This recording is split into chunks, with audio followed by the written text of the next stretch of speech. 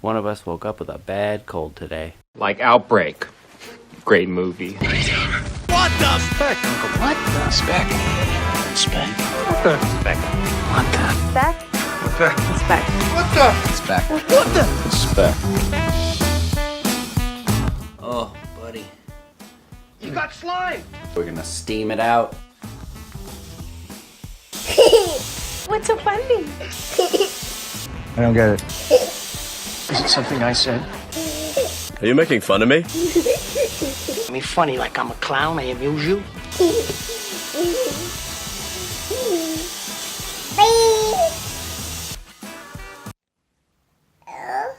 Hello. I'd like to order a pizza, please. Can I have it with extra grapes? You have a pizza with grapes? Oh, you got me. Oh, very funny, very mature. Taxes were due yesterday, and I have not done them yet. Your fugitive's name is... But it's not a huge deal. I already owe them thousands of dollars. My last job was a contract job.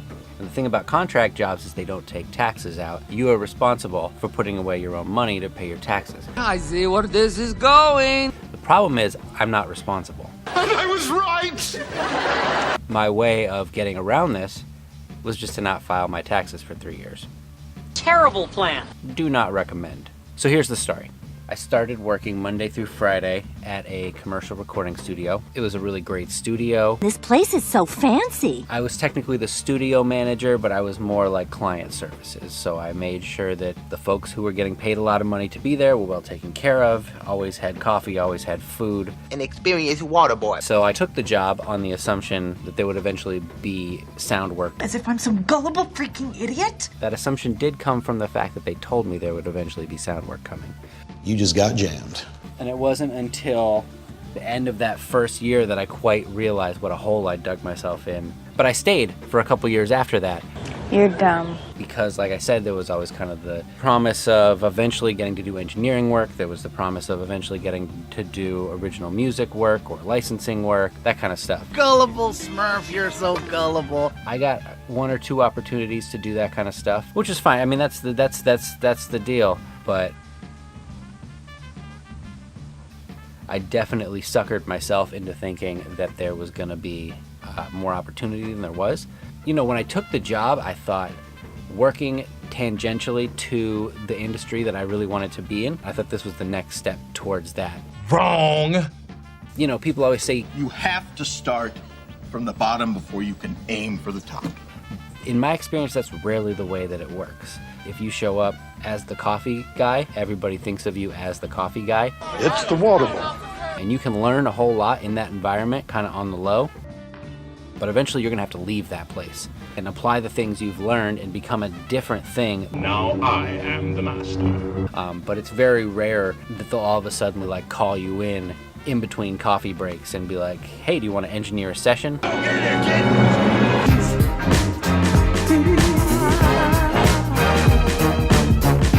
You were supposed to be asleep. You feeling better?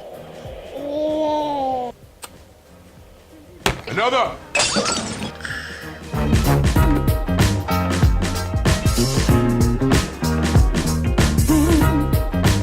It never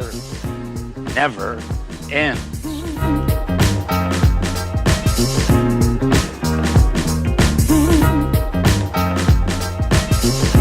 Good night.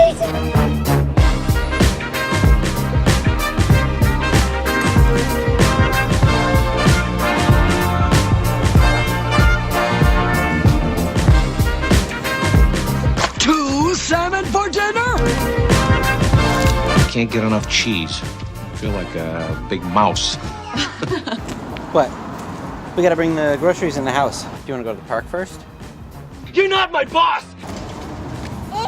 I'm in charge now, Phasma. I'm in charge. Which way? That way? Let's do it. I'm following you. Do you even know where you're going? Let's walk on the tips of our toes.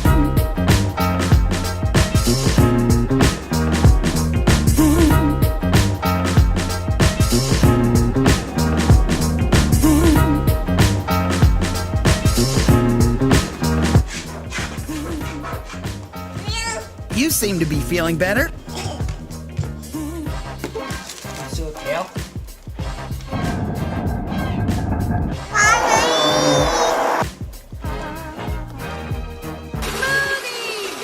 So I worked this contract job for about 3 years, thinking that it was going somewhere. Damn it.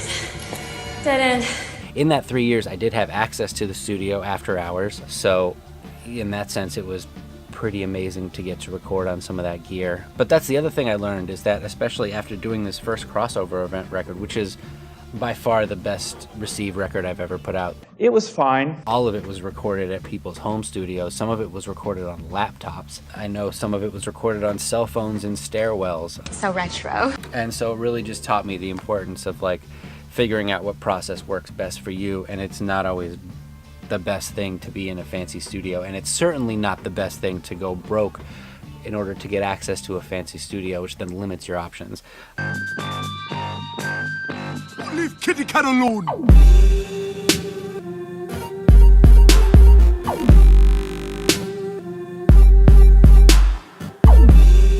Hi. Station? Park? Tacos? I got big plans. I just walked out of the house and saw this. Why? What is it? Oh no. Is someone injured? That's it? They're building a 3-story, 5-unit townhouse. You're being dramatic. 2 houses down from us. Now that is totally fine with me. You don't seem fine. We need more housing in the city. The only way that we get more affordable housing is to get more housing, period. But goddamn it, it's gonna be so goddamn loud. Up that racket, you'll wake the baby.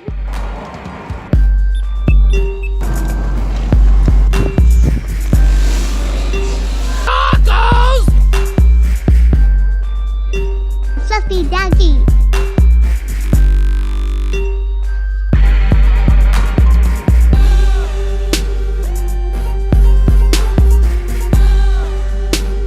Did you just lick your hand? Gross.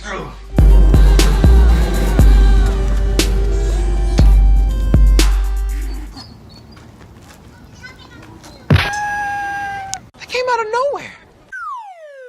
She's like her father. Stop hitting yourself.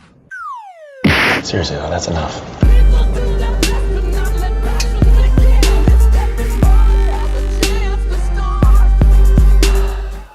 I gotta sleep. 1 hour. No way. Nope. I thought I could do it. But she's been crying for 20 minutes. So let's go see what's going on. Well, I'm so tired. Wow, I'm getting so good at this. You ruined it.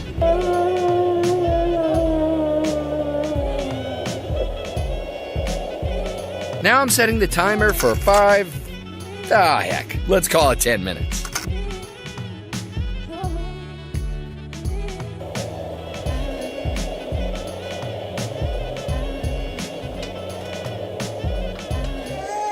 Oh, come on! I think I'm just gonna leave. Oh my god. We're now another 20 minutes into the crying. I'm going back in. So tired.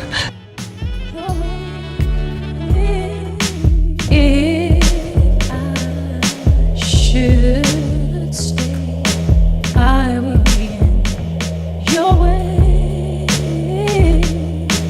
so I'll go, but I know I'll think of you every step of the way.